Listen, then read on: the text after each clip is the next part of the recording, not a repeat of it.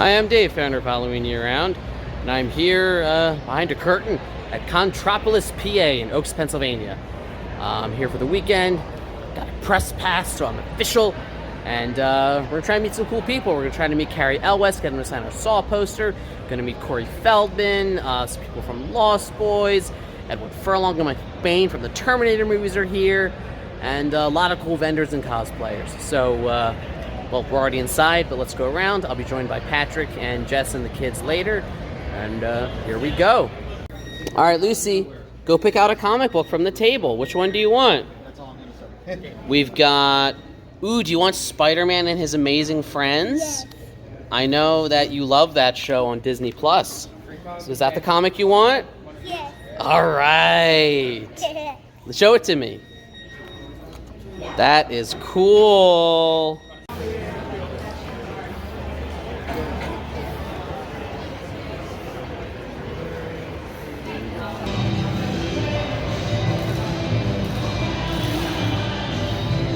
Fun fact, that is the Monkeys car right there, and I was actually named after Davy Jones. My mom was a huge Monkeys fan, and that's why my name was David, or David. So, the more you know.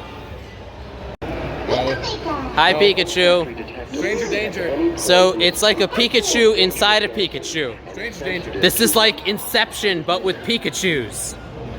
Go, Lucy! Go, Pikachu!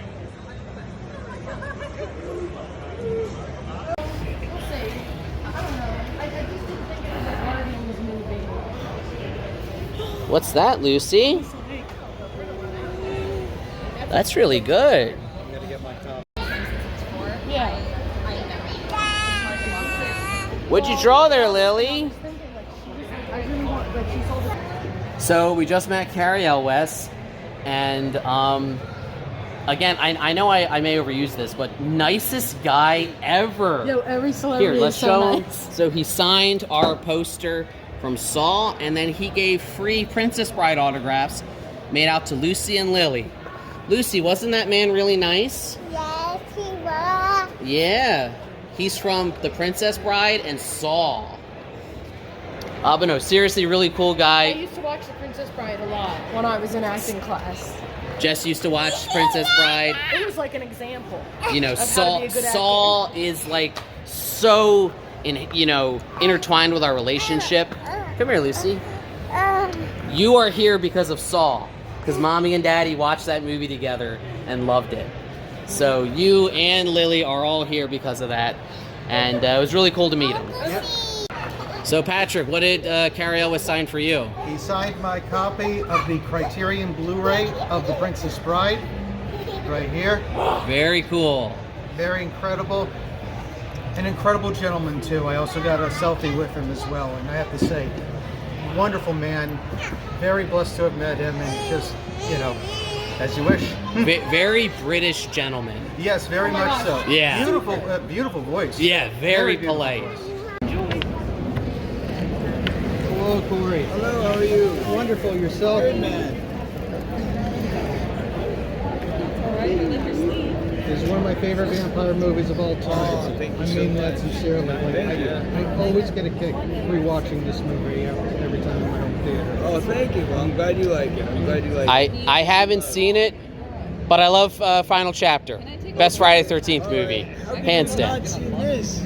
He keeps telling me that. Everybody's He seen keeps. that. I know. I'm You just sorry. have to find the time. Yeah, don't worry. I'll make sure to make the time for it. I have to now because Corey Feldman himself yelled at me for not seeing it. So now I have to see. I don't know if I would actually consider that yelling, but Stern reprimand. Is it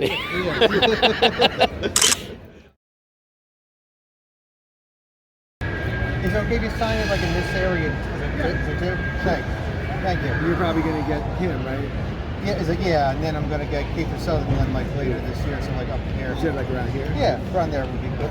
Just sign it? Is that what you mean? Feldman and I really had a brotherly kind of relationship at the time. We were, even off set, we just really got along great. And he had that with Haim also. He had a kind of a different thing with Haim. But with Haim, it was like a little more competitive because we were both stars at the time. With me, it was just like, we just got along, we're still friends. So And when we tubbed the one that looked like Twisted Sister, when we put Brooke McCarter in the bath. Oh yeah. That Oh was yeah, with the pretty holy cool. water. Yeah. Oh my God, that was incredible. Right? And there's so many pieces to that because that was also my worst time shooting because we had to sit in that slime. Oh yeah. For like days. I mean, we didn't have to sit there the whole time, but like in the morning, you come in and you gotta get in this slime. It's like cold slime. So, but it was also a great kill. Is that your new friend, Lucy?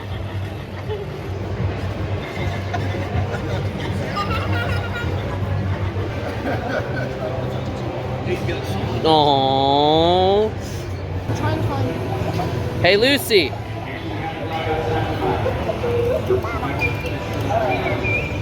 Who's this guy?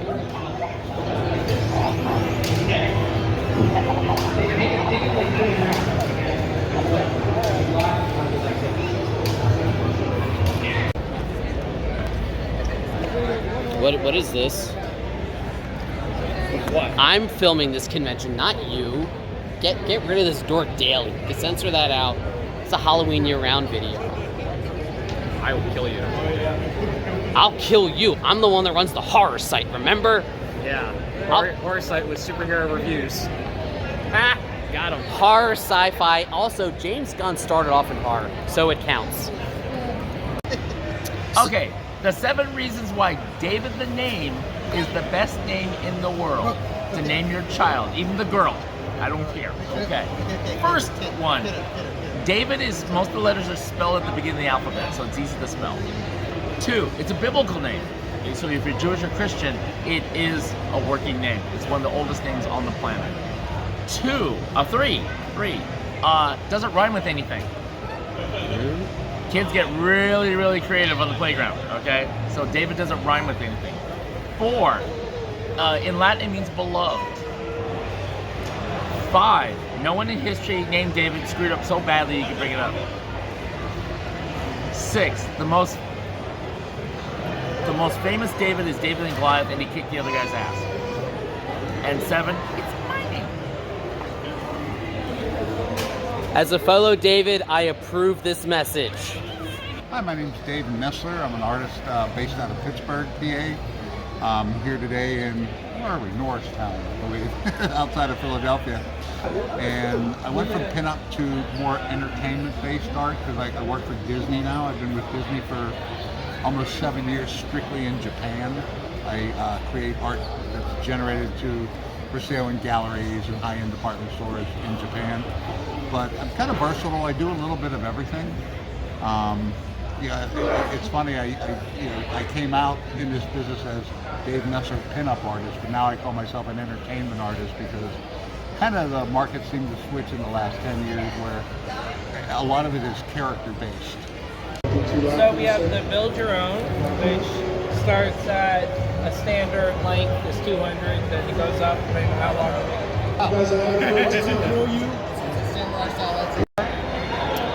So, how does Mando feel meeting adult Yoda? I can't tell you. I mean, Yoda doesn't seem to be liking it, so you can tell they're not friendly at the moment. They're at odds, yeah. I gotta go all nerd and be like, they're not from the same television show. That is very true. Hi, I'm Robin with Stepology, and we like to offer STEM enrichments for kids so they can learn and have fun at the same time. We have camps, birthday parties, after school enrichments. We have, today at Comic-Con, we have our spin art and our mosaic films, and we are excited to share our fun with all the area kids. All right, so first and foremost, how did you get into voice acting? Well, you know what? I mean, honestly, I'm still trying to get into voice acting. It's not an easy thing to get into. But I will say that I got the job as Courage to a friend of mine who called me up, in 1998 and said, I'm working with this guy, John Dilworth. He's doing, developing this new show, Courage the Cowardly Dog, and he's listened to every voiceover actor in the city. Can't seem to arrive at a decision for 300 voices. Well, I think my favorite one is probably, I have a few favorites. I mean, number one, I certainly like King Ramses' curse. Oh, absolutely. I love that one. Bendingos. Return the slab. What's your offer? Yeah. Okay, well, I'm Jackie, and I draw on these thin sheets of copper, mostly backwards, so that the image will pop out. And then I antique them, and I glue them onto wood that my dad actually cuts for me, or I frame them. So as long as I can draw it, I can put almost anything you want on the copper. So my name is Dennis Robinson, otherwise known as the world's most okayest DM, and I am the writer-creator of the horror series Lycan Solomon's Odyssey, which is a comic book series about the world's first werewolf. It's a mixture of horror, mythology, folklore, and a little bit of history, and it sort of goes through different time periods and explores different regional mythologies, folklores, and monsters. I'm a huge Kiss fan. Yeah. So it's up there with T2. Yeah, a lot of people love that one. Yeah, but it's hilarious. Yeah. So you must have had fun when you were filming it, right? Oh, we had a blast, dude. I grew up in a very, sort of poor neighborhood. I was a poor kid, and I was having some family problems. So I like recently basically just like run away from home kind of situation. And I was hanging out at the boys club in Pasadena. That's kind of where I go hang out. And I see this like kind of older lady just kind of staring at me like, smiling at me. And she's like, yeah, she's like, she comes straight over to me, talk to me. I'm 13 years old. I don't even know if it's 13 yet. It's 12 or 13, yeah.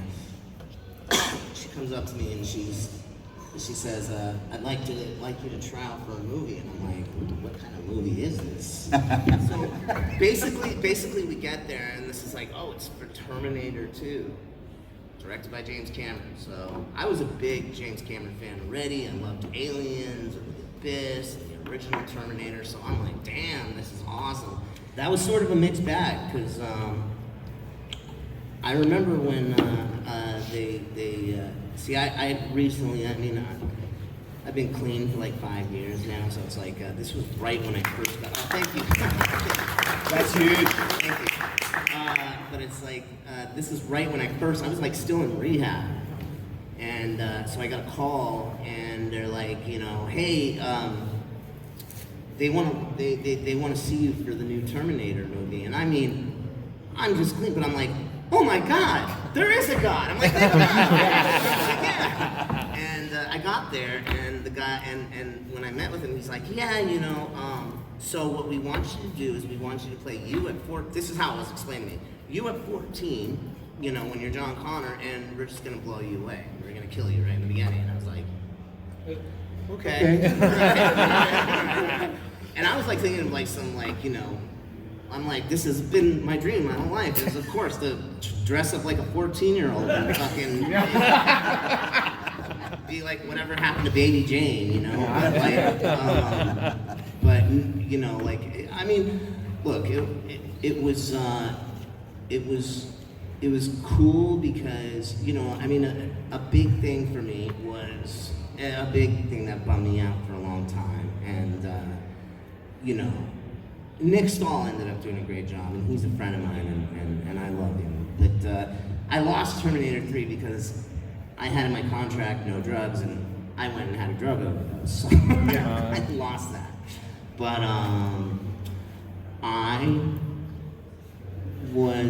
I'd always kind of carried that, so it was really nice that they sort of handed me back the mantle to it. I was like, yeah, damn, okay, yeah, all right. Good for you, another round. Thank you.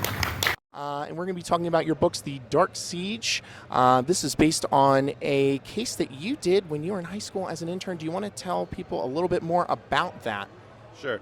So I wasn't in high school at the time, actually, but I worked with Ed and Lorraine Warren when I was just a sophomore in college. Oh, college. And I wrote a column called Hauntings for the Sacred Heart University Spectrum newspaper about the cases we were investigating together. So Ed Warren, my mentor and teacher, said it's the most old, maybe even timeless. This is a direct quote. Old, maybe even timeless. The Ouija board is the most dangerous piece of negative occult paraphernalia there is. The reason is because you're actually invoking these entities that you don't know what you're addressing, you don't know where it is, what its intentions are, whether it's lying to you, but you're inviting it to use your hands to manipulate the planchette on the board, and that's very dangerous. Well, if you want more information, then you have to do something for me. Just like in the case with the Annabelle case, you know, she was obsessed with it and basically invited this, or agreed to allow the spirit that she was communicating with, who she assumed to be a little girl, to inhabit the doll. You know, but I'm really upset that Warner Brothers has gone and, you know, taken creative license to alter what they saw fit to alter, and that's another reason I said I'm going to release this case, which is more terrifying than I would say any of those movies, and make sure that nothing is altered. So the analysis basically breaks down what the family did right and what they did wrong, and what other families have done in these circumstances to help you understand what not to do should these things happen to you, and also how everything is vibration. Love is the highest vibration, fear is the lowest vibration, and these entities want to siphon off the fear out of your bodies and out of your psyche, and I call it the fear buffet.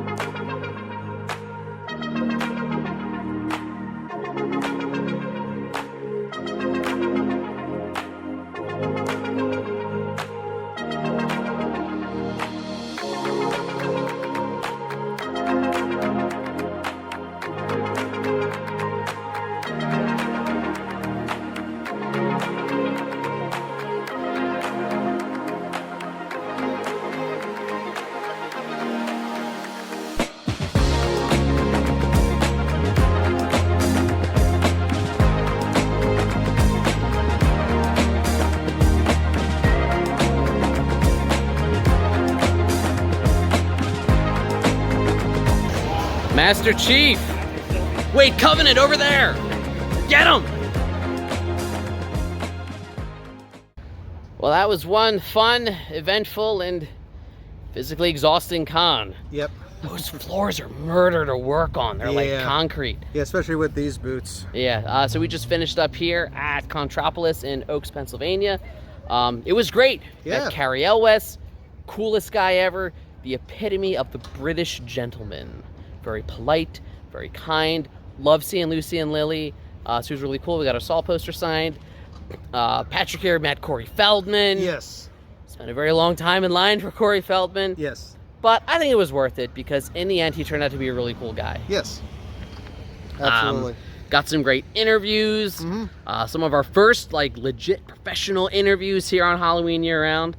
So that was really cool to see. Yep. And most importantly, we met a lot of cool people. And I gave some interviews too, which is really awesome. Patrick did his first interviews for Halloween Year Round, and maybe the first of many. So we'll see you at the next con. Yep. Like, share, subscribe, all the YouTube stuff. And as always, every day is Halloween.